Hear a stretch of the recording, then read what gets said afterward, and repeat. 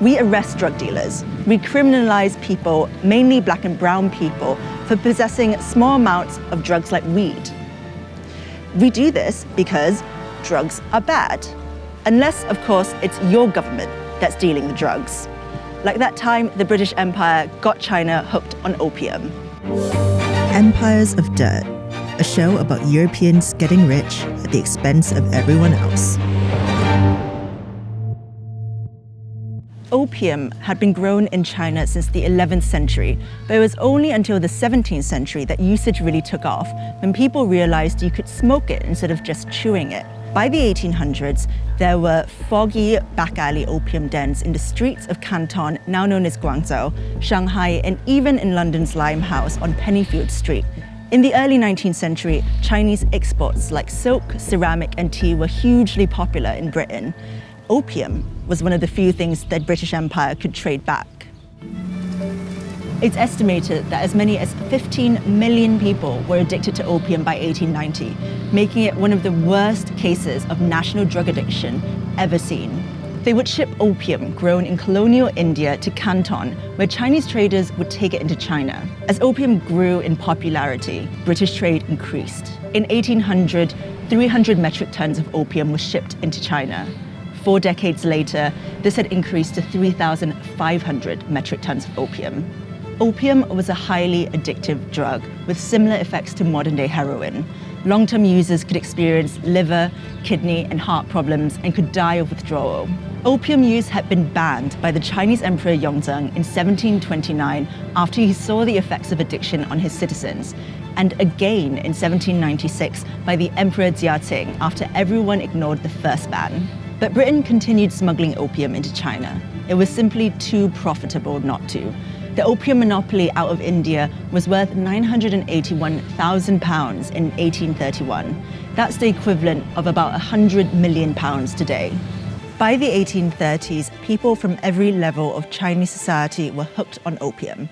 After Emperor Daoguang received reports of mass addiction all over the country, he'd had enough. Soldiers burned all the opium they found. British traders lost 20,000 chests of opium, equivalent to about £2 million. This led to the First Opium War in 1839. The British were so angry that their drugs had been stolen that they sent troops to the region to demand economic reparations for the financial losses they'd incurred while illegally trafficking narcotics into a foreign country.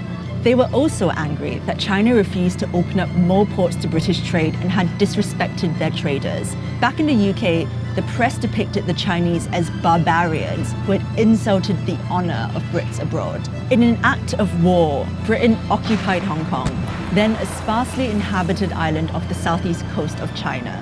In 1841, China ceded the island to Britain. A year later, the Treaty of Nanking was signed, marking an end to the First Opium War. So Britain got what it wanted: money for illegally trafficking drugs into China and a shiny new island base to smuggle opium from, Hong Kong. Opium remained illegal after the war, but the Chinese authorities were basically forced to accept the drug trade into China. Opium consumption ripped through Chinese society like never before. Chinese smugglers quickly realized that if they registered their ships in Hong Kong as British ships, they could keep smuggling opium into China. This triggered the Second Opium War in 1856, when a Chinese ship flying the Union Jack was seized by the authorities. The Chinese crew was arrested and the British flag was torn down. The British Navy, supported by the French troops, retaliated by seizing Beijing and looting and burning down the Imperial Summer Palace. China was forced to legalize the import of opium. With the opium trade finally legal, imports from British-controlled India nearly tripled to hit 6,500 metric tons in 1880. Fed up with the British running drugs into their country, the Chinese authorities decided that if you couldn't beat them, you might as well join them. By around 1915, moral and political opposition to the drug trade had grown. Britain stopped importing opium to China. It simply wasn't profitable anymore. It's hard to quantify the scale of the misery that Britain caused in China, or the mess they left behind. And I know personally because my own great-grandfather was addicted to opium and eventually died of withdrawal in Hong Kong. and it's something my family still talks about all the time. The British Empire were one of the biggest drug pushers in history, but hardly anyone in the UK knows what we did in China. Pablo Escobar, he's got nothing on the British Empire.